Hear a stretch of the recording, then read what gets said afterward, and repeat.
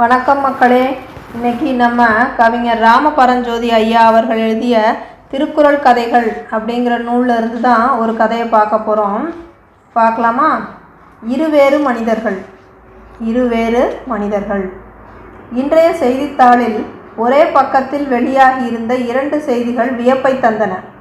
கையூட்டு வாங்கிய வழக்கில் வட்டார வளர்ச்சி அதிகாரி மற்றும் மேலாளருக்கு தலா 5 ஆண்டும், எழுத்தர் மற்றும் கடைநிலை ஊழியருக்கு தலா 3 ஆண்டும் கடுங்காவல் தண்டனை வழங்கி உயர்நீதிமன்ற நீதிபதி மோகனரங்கம் நேற்று தீர்ப்பு வழங்கினார்.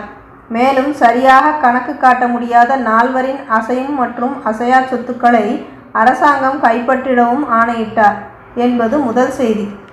நேற்று மாலை சென்னை ஏவிஎம் ராஜேஸ்வரி திருமண மண்டபத்தில் நடைபெற்ற முத்தமிழ் பேரவையின் 33வது ஆண்டு விழாவில் கவிஞர் கலையரசுக்கு 10,000 ரூபாய் பரிசும் கவி ஞாயிறு என்ற விருதும் உயர்நீதிமன்ற நீதியரசர் மோகனரங்கம் அவர்களால் வழங்கப்பட்டது என்பது புகைப்படத்துடன் வெளியான 2வது செய்தி.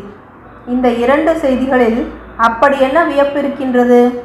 நீதிபதி ஒருவர் ஒரே நாளில் நீதிமன்றத்தில் தண்டனை வழங்குவதும் விழா மேடையில் பரிசும் விருதும் வழங்குவதும் இயல்புதானே என்று நீங்கள் நினைக்கக்கூடும். 2 செய்திகளுக்கிடையேயும் உள்ள தொடர்பை நீங்கள் அறிந்தால் நிச்சயம் வியப்படைவீர்கள். செய்திகளின் தொடர்பை அறிந்து கொள்ள மேலும் கேட்போம். அண்ணா, நான் என் பிள்ளைக்கு உங்கள் பெண்ணை கேட்டு வந்தபோது அவன் பேங்க் பியூன் தானே, அவனுக்கு என் பெண்ணை கொடுக்க மாட்டேன்னு அண்ணி சொன்னாங்களே, நீங்களோ எதுவும் பேசாமல் வாய்மூடி இருந்தீங்களே, இப்போ உங்கள் பெண்ணை பிடிஓ ஆஃபீஸ் பியூனுக்கு தானே முடிச்சிருக்கீங்க, அவனுக்கு வங்கி பியூனை விட குறைவாத்தானே சம்பளம் வரும் என்று கேட்டார் காமாட்சி. காமு, நீ கேட்குறது நியாயம்தான். நானும் அவகிட்ட இதை பற்றி பேசினேன். அவள் சொன்ன பதிலை சொல்ல எனக்கு நாக்கு கூசுதம்மா. இருந்தாலும் சொல்கிறேன்.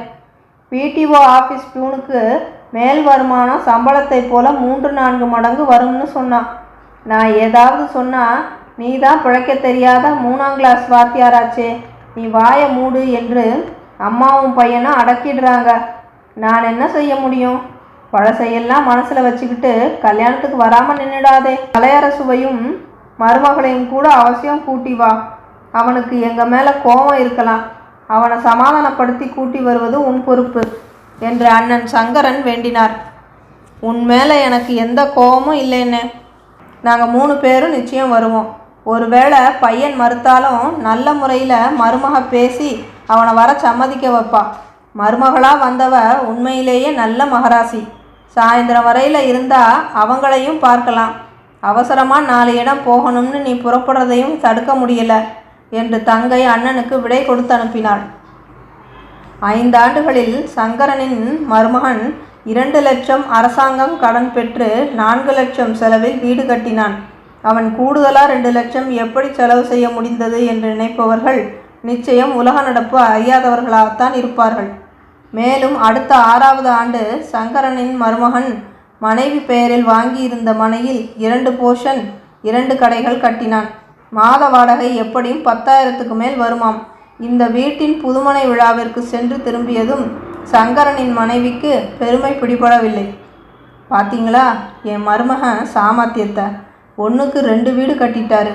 நம்மளை கூட்டிகிட்டு போக ஏசி கார் அனுப்பினாரே, அது ஒரு பெரிய கான்ட்ராக்டர் ஒருவர் இலவசமாக உபயோகிக்க கொடுத்ததான்.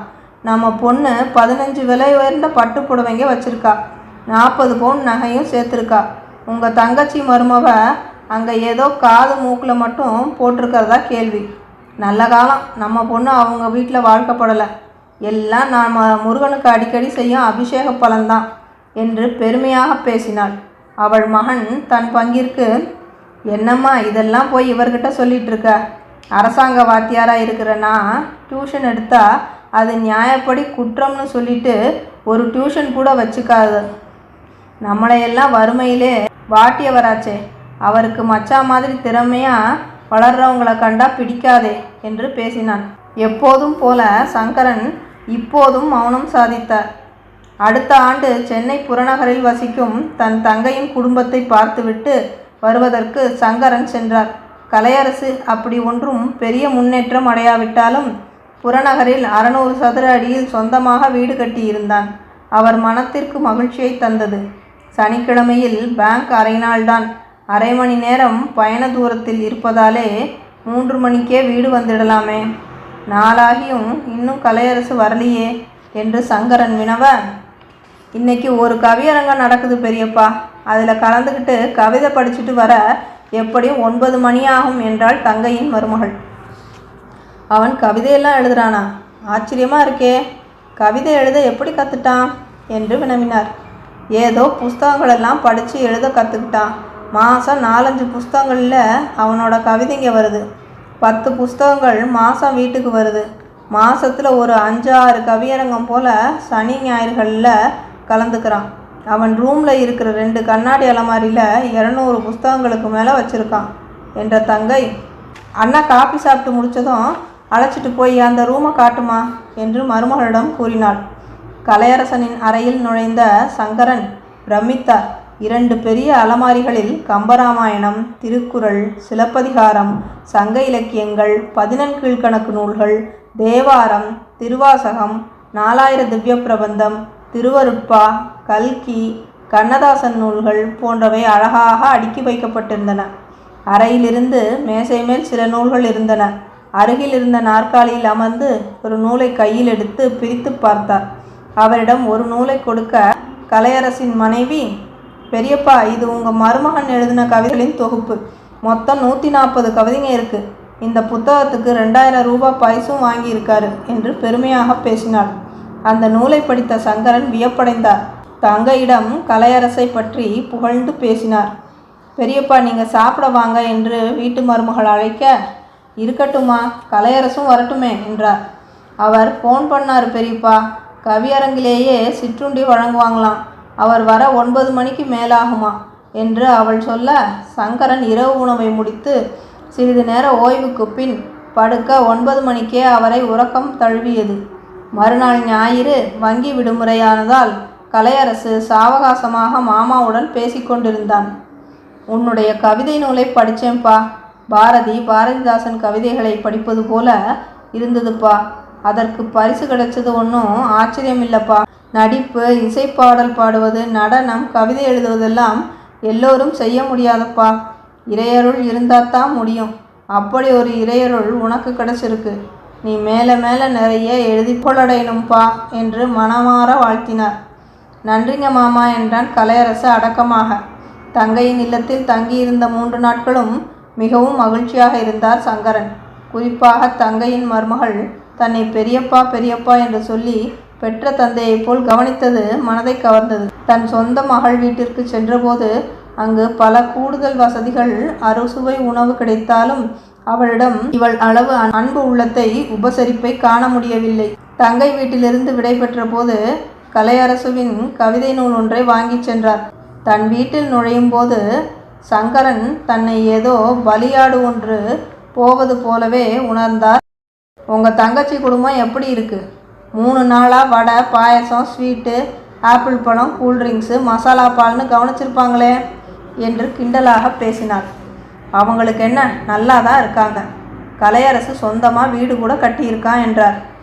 ஆமாம், சொந்த மருமகன் 3 வீடு கட்டியிருப்பது இந்த மனுஷனுக்கு பெருசாக தெரியாது. தங்கச்சி மாமன் கட்டிய ஒத்த வீட்டை பெருமையாக பேசுகிறாரு என்றாள். அவள் சுபாவம் அறிந்தவர் மேலும் எதுவும் பேசாமல் அருகில் இருந்த மகனை பார்த்து, நம்ம கலையரசு இப்போ பெரிய கவிஞனாயிட்டான்ப்பா. இதோ பாரு அவனோட கவிதை புத்தகம். இதுக்கு 2000 ரூபாய் பரிசு கூட கிடச்சிருக்கு என்று சொல்லியபடி கவிதை நூலை அவனிடம் கொடுத்தார். அவன் அந்த நூலை பிரித்து சிறிது நேரம் மேலோட்டமாக பார்த்துவிட்டு, இது ஒரு புஸ்தகமா? எந்த முட்டாளாவது இந்த விலை கொடுத்து வாங்குவானா? தமிழ்னு கூச்சல் போட்டுக்கிட்டு திரிகிற ஒரு 100 முட்டாளுங்க விலை கொடுத்து வாங்கியிருப்பாங்க. அவனுக்கும் ஒரு 5000 கிடச்சிருக்கும். ஒரு 200 புஸ்தகங்களை இலவசமாக தர்மம் செய்திருப்பான். அச்சு செலவு எப்படியும் 10,000 ஆகியிருக்கும். மொத்தத்தில் ஒரு 3000ஆவது நஷ்டப்பட்டிருப்பான். உங்கள் தங்கச்சி மவனாச்சே, அவனும் உங்களை போல உதவாக்கரையாத்தானே இருப்பான் என்று பதிலுரைத்தான். சங்கரன் நெஞ்சில் சம்மட்டியால் அடிப்பது போல் அவன் பேச்சு இருந்தாலும் இப்போதும் மௌனமாகவே இருந்தார். மேலும் 10 ஆண்டுகள் உருண்டோடின. ஒரு நாள் தொலைபேசி ஒலிக்க சங்கரனின் மனைவி எடுக்க அடுத்த முனையில் மகள் பேசினாள். தொலைபேசியை தொப்பென்று வைத்துவிட்டு, என்னங்க, நம்ம மோசம் போயிட்டோமுங்க. நம்ம மருமகன் 5000 லஞ்சம் வாங்கும்போது போலீஸ் கையும் களவுமா பிடிச்சி அரெஸ்ட் பண்ணிட்டு போயிட்டாங்களாம். வீட்டுக்கு ரெய்டு வந்து ரொக்கம், நகை, பேங்க் கணக்குங்க, பத்திரங்க எல்லாத்தையும் எடுத்துட்டு போயிட்டாங்களாம் என்று கூறி வயிற்றில் அடித்து கொண்டாள். அருகில் நாற்காலியில் அமர்ந்திருந்த சங்கரன் இடது மார்பை கையில் பிடித்து கொண்டு சாய, அடுத்த 5வது நிமிடம் உயிர்ப்பறவை கூட்டை விட்டு பறந்தது போல் போயிற்று. அடுத்த 1 வாரத்தில் சங்கரனின் மருமகன் ஜாமீனில் வெளிவந்தாலும் அதற்கு முன்பாகவே தற்காலிக வேலை நீக்கம் செய்யப்பட்டிருந்தான். வழக்கு முடியும் வரை அவன் தொடர்ந்து சொத்துக்கள், அவற்றின் வரவு, வங்கி கணக்கில் உள்ள பணம், நகை நட்டு எதையும் தொடக்கூடாது என்று நீதிமன்றம் இடைக்கால தடை உத்தரவு போட்டது. அரசு கடனில் கட்டிய வீட்டில் வசிக்க மட்டுமே அனுமதி அளித்தது. 3 ஆண்டுகளாக நடைபெற்ற வழக்கில் நேற்றுதான் இறுதி தீர்ப்பு வழங்கப்பட்டது. 3 ஆண்டு கடுங்காவல் தண்டனை பெற்ற பிடிஓ ஆஃபீஸ் கடைநிலை ஊழியர்னு செய்தியில் குறிப்பிடப்பட்டவன்தான் சங்கரனின் மருமகன். பரிசும் விருதும் பெற்ற கலையரசு யார் என்றும் உங்களுக்கு தெரிந்திருக்கும்.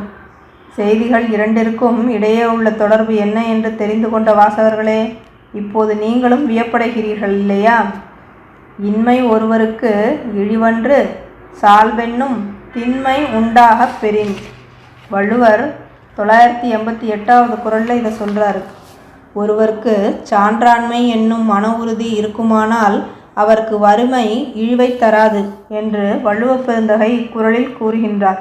கலையரசின் குணநலன்கள் இக்குறள்களுக்கு பொருத்தமாகத்தான் உள்ளன. ஒருவனுக்கு திருடுவதனால் உண்டாகும் ஆர்வம் முடிவிலே அவனுக்கு தீராத துன்பத்தை விளைவிக்கும் என்ற கருத்தை பின்வரும் குறளில் வள்ளுவர் கூறுகின்றார். களவின்கண் கன்றிய காதல் விளைவின்கண் வீயா விழுமம் தரும். 284வது குறளில் வள்ளுவர் இதை சொல்கிறார். திருடுவது போன்ற குற்றமான கையூட்டு வாங்குவதில் ஆர்வம் கொண்ட சங்கரனின் மருமகன் இறுதியில் செல்வம் இழந்து சிறைக்கு சென்ற செயல் இக்குறட்பாவை நினைவூட்டுவதாக இருக்கிறதல்லவா? இன்றைக்கு ஒரு கதைக்கு 2 குறட்பாக்களை பார்த்தோம்.